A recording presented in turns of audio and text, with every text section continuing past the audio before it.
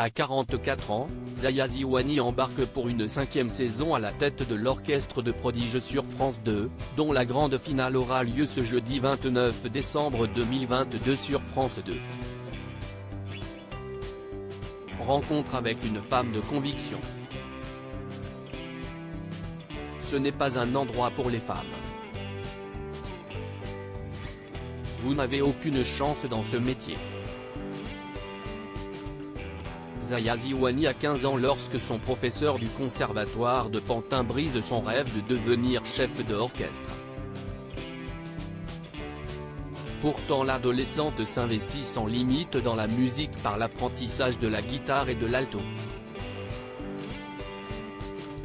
Une passion pour le 4e art qui fait vibrer toute la famille de celle que l'on retrouve ce jeudi 29 décembre dans la grande finale de Prodige, présentée par Faustine Bollard sur France 2. Si le jury est quasiment inchangé avec la présence du violoncelliste Gauthier Capuçon, la danseuse Marie-Claude Pietragala et le retour de la chanteuse soprano Julie Fuchs qui n'était pas présente l'année dernière, la femme qui dirige l'orchestre du programme est elle aussi fidèle au poste. L'occasion d'en savoir un peu plus sur elle.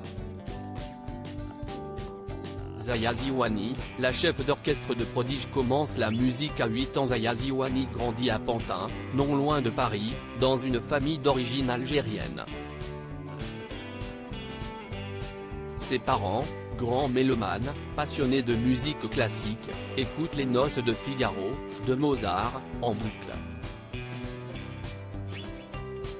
Mais leur goût s'étend aux artistes français, au titre du chanteur Kabyle Idir ou encore à Tina Turner que son père adore. Zaya et sa sœur jumelle Fetouma prennent leur premier cours de musique à 8 ans. Mehdi, de 2 ans leur cadet, suit aussi la cadence. Afin de permettre aux 3 enfants de tout concilier, leur mère reste au foyer. Nous étions d'un milieu modeste financièrement, mes parents ont sacrifié des vacances et des sorties pour qu'on ne manque de rien, se souvient la chef d'orchestre. Une première direction à 17 ans. 2 ans après la remarque cinglante de son enseignant, la vie remet Zaya Ziwani sur le chemin de la direction d'orchestre. À 17 ans, elle est repérée par le grand maestro Sergiu Celibidache dont un poster recouvre l'un des murs de sa chambre. Quelques mois plus tard, elle est choisie pour diriger l'orchestre de son lycée, lors d'un concert à la salle Gaveau, à Paris. Ce soir-là, j'ai découvert ce sentiment qui m'habite encore aujourd'hui, cette estrade est ma place, j'y suis à l'aise et se remémore-t-elle. Sa carrière est lancée.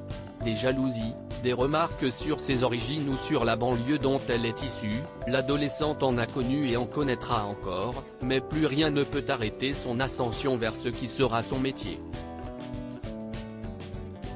Pas même les statistiques qui, récemment, soulignaient qu'en France, seuls 4% de femmes exercent cette profession.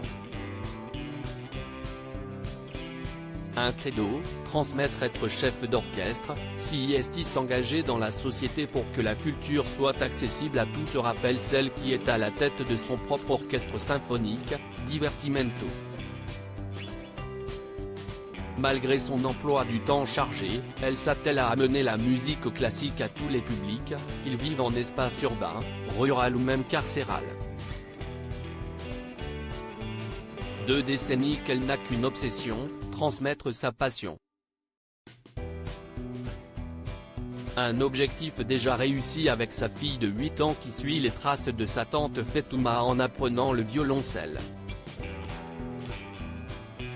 À lire aussi Adeline Tounayouti, Star Academy, a déjà participé à Prodige.